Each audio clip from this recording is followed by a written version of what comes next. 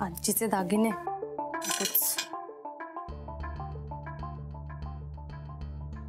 God, कुठली साडी नेसू?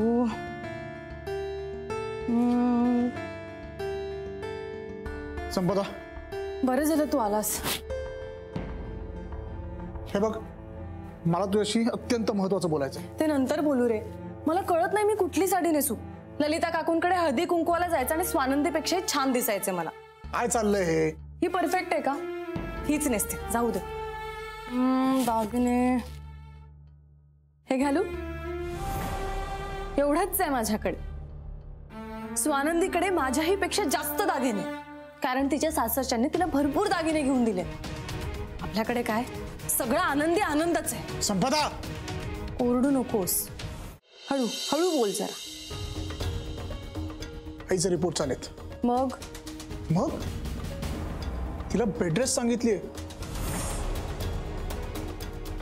झालं म्हणजे माझ्या संक्रांतीवर संक्रांत आली आता. काय बोलतेस हे?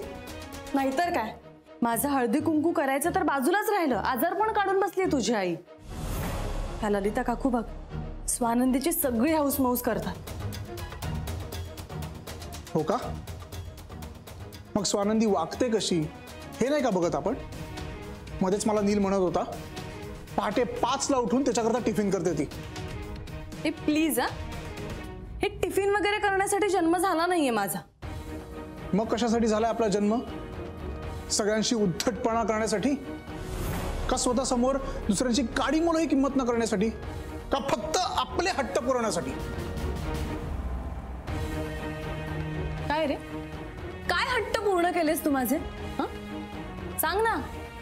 हा, ते 1.5 दमडीचे दागिने आणि उटीची थुकरट ट्रिप ते नाही काढायचं.